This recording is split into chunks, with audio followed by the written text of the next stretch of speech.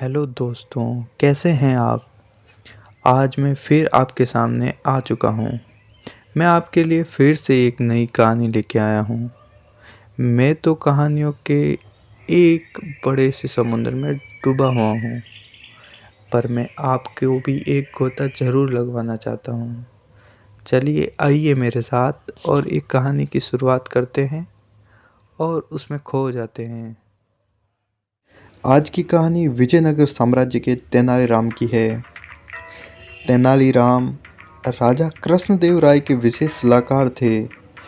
तेनालीराम अपने समय के सबसे बुद्धिमान व्यक्ति थे दोस्तों, जिनका हमेशा अपने समय, समाज और प्रजा की स्थिति की नब्ज पर हाथ रहता था। तेनालीराम की विशेषता बताऊं तो वो बड़े से बड़े शत्रु के सामने न कभी झुके थे न कभी हारे थे, क्योंकि उनके पास एक से बढ़कर एक तरकीबें होती थी जिससे वे विरोधियों के छक्के छुड़ा देते थे दोस्तों। एक बार न जाने कहां से विजयनगर साम्राज्य में ढेर सारे चूहे हो गए थे। वे इधर उधर दौड़ते भागते रहते थे। किसानों की फसलों को तो बहुत ज़्यादा नुकसान पहुंचा रहे थे। घर का सामान भी लोगों के चक जाते थे। इससे बीमारियां भी बहुत ज़्यादा फैल गई थी दोस्तों। राजा कृष्णदेव राय ने राजगुरु तथाचार्य से सलाह करके ये फैसला किया कि हर परिवार को एक बिल्ली दे दी जाए, ताकि चूहों की समस्या का अंत हो सके। और तो और बिल्ली को खिलाने पिलाने के लिए बिल्ली के साथ ही हर परिवार को मासिक शुल्क देने की भी व्यवस्था कर दी जाए। सभी दरबारियों ने इस फैसले का अनुमोदन किया, परंतु तेनालीराम इससे कतई सहमत नहीं था। इस बेवकूफ़ी भरे फैसले से तेनालीराम को शाही खजाने के खाली होने का पूरा अंदेशा था, पर वो अकेला क्या कर सकता था। सर्व संपत्ति से प्रस्ताव पारित हो गया और फिर इसके पश्चात कुछ ही दिनों में हर एक परिवार में एक एक बिल्ली बांट दी गई। तेनालीराम भी अपने साथ एक बिल्ली और अपना मासिक शुल्क लेकर अपने घर चला गया। इसी प्रकार कुछ महीनों तक शाही खजाने से मासिक शुल्क का वितरण होता रहा था। कुछ महीने तो बीत गए थे, परंतु चूहों की संख्या घटने की बजाय बढ़ गई। शाही खजाना खाली करने के अलावा इस फैसले का कहीं कोई असर नहीं हुआ दोस्तों। बिल्लियाँ चूहे क्यों नहीं खा रही थी, राजा कृष्णदेव राय ने यह पता लगाने का आदेश दिया। अगले दिन सभी लोग अपनी अपनी बिल्लियाँ लेकर दरबार में हाजिर हुए। सभी बिल्लियाँ मोटी मोटी थी। सबसे अंतिम में तेनालीराम की बिल्ली को लाया गया। वह अत्यंत पतली सी थी। उसे देखकर राजा ने गुस्से से पूछा, तेनाली, इसकी देखभाल के लिए तुम्हें शाही खजाने के मासिक शुल्क दिया जाता है, फिर तुम्हारी बिल्ली इतनी कमज़ोर क्यों है? तेनालीराम बोला, महाराज, न जाने ये बिल्ली दूध क्यों नहीं पीती है।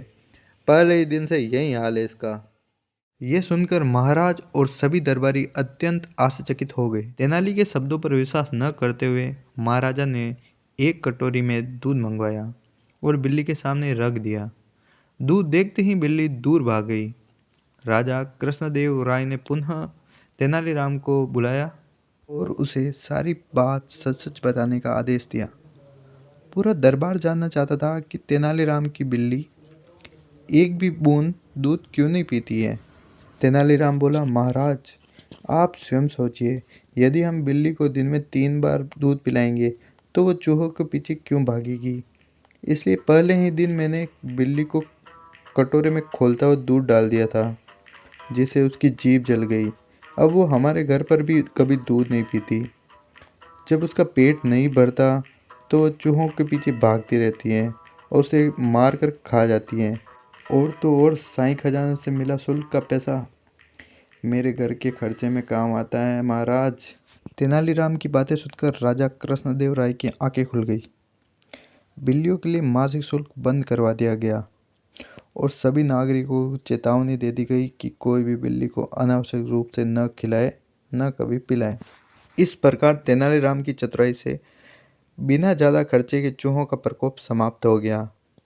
कहानी की तो सीख तो यही है दोस्तों, कि प्राकृतिक आपदाओं का सामना समझदारी से करना चाहिए, उनसे घबराना नहीं चाहिए। प्रकृति ईश्वर की सबसे बेहतरीन प्रयोगशाला है। हम इसमें अपने प्रयोग करके इसका संतुलन बिगाड़ देते हैं।